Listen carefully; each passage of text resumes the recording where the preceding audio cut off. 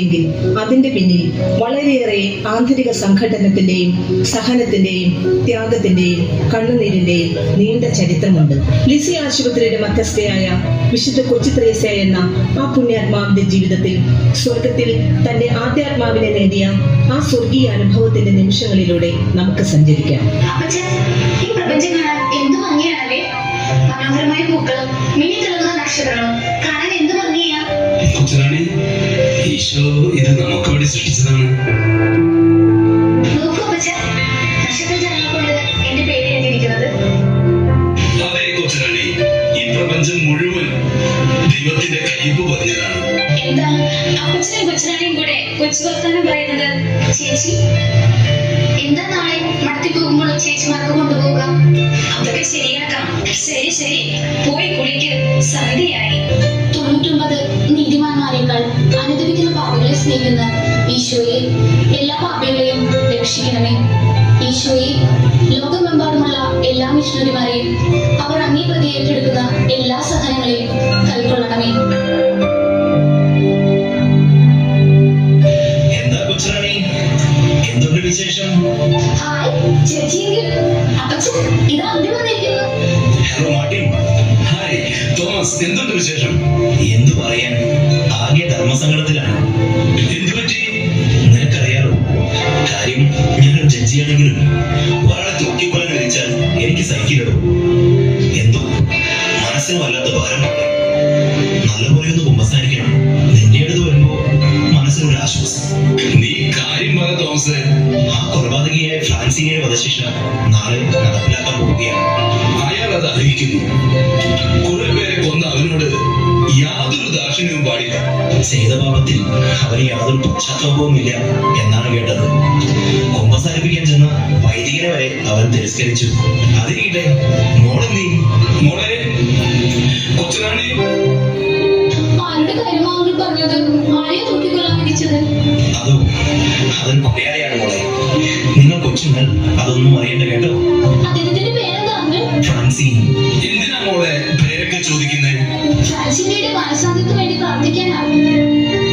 Okay മതി, ഞാൻ ഇറങ്ങുന്നു. നാളത്തെ ദിവസം മനസ്സിൽ വെക്കണേ. കൊച്ചുറാണി, നീ എന്തെടുക്കുക?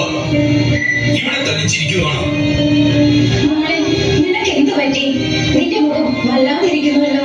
ഒന്നുമില്ല ചേച്ചി, എന്തോ ഒരു തലവേദന. അതെ അതെ, ഫ്രാൻസിനിയുടെ കാര്യം പറഞ്ഞ് കേട്ടിട്ടുണ്ട്, അതുകൊണ്ടാണ്. അപ്പച്ചാ, നമ്മൾ പ്രാർത്ഥിച്ചാൽ ഈശോ കേൾക്കില്ലേ? മോളെ, കുട്ടികളുടെ പ്രാർത്ഥന ഈശോ വേഗം കേൾക്കും. അപ്പനും പ്രാർത്ഥിക്കാൻ കേട്ടോ. ശരി ശരി, രണ്ടാളും പോയി ഭക്ഷണം കഴിക്കാൻ നോക്ക്. ഫ്രാൻസിനെയും പ്രാർത്ഥനയും പിന്നെ മതി. ചേച്ചി, നല്ല നല്ലത് രക്ഷ കിട്ടിയ പോലെ ഫ്രാൻസിനിക്കും രക്ഷ കിട്ടില്ലേ? യേശു മരിച്ചത് പാപികൾക്ക് വേണ്ടിയാണ്. അവിടുത്തെ കാരുണ്യം അനന്തമാണ്. മോളെ, ഇതുപോലുള്ള കാര്യങ്ങളെ കുറിച്ച് ഓർത്ത് നീ എന്തിനാ വിഷമിക്കുന്നത്? അല്ല ചേച്ചി, ആ ആത്മാവിന് വേണ്ടി എന്റെ ഹൃദയം വേദനിക്കുന്നു. ഞാൻ പ്രാർത്ഥിക്കേണ്ടിയിരിക്കുന്നു. എന്റെ പ്രാർത്ഥന തീർച്ചയായും ഈശോ കേൾക്കും. എനിക്ക് നല്ല ഉറപ്പുണ്ട്. എന്തായാലും ഫ്രാൻസിനിയുടെ ആത്മാവിനെ എനിക്ക് നേടണം.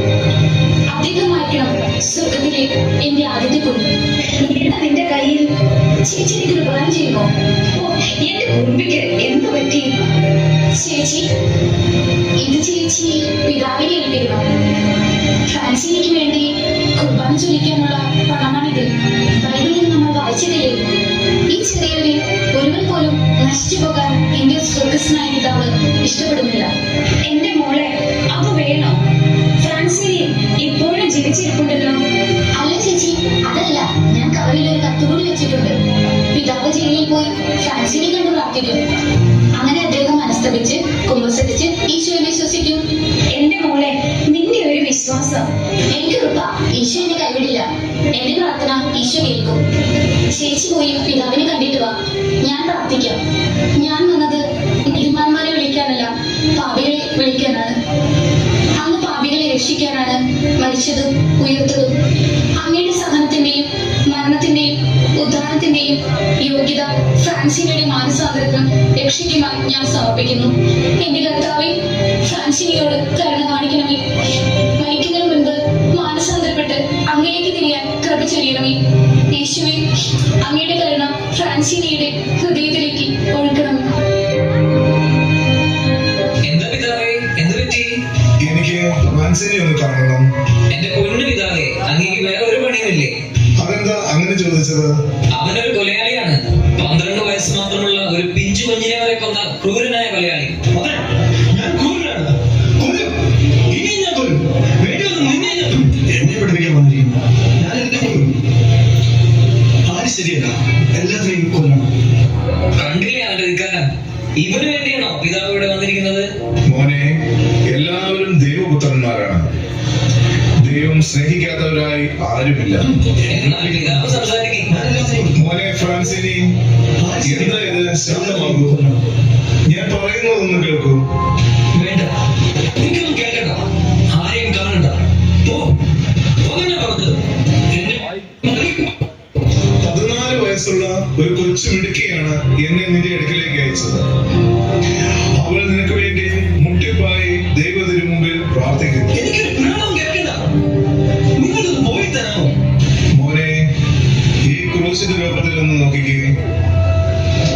നിനക്ക് വേണ്ടി, നിന്റെ രക്ഷയ്ക്ക് വേണ്ടി പീഡകൾ സഹിച്ച് കുരിശിൽ തറയ്ക്കപ്പെട്ട് മരിച്ചവനാണിവൻ.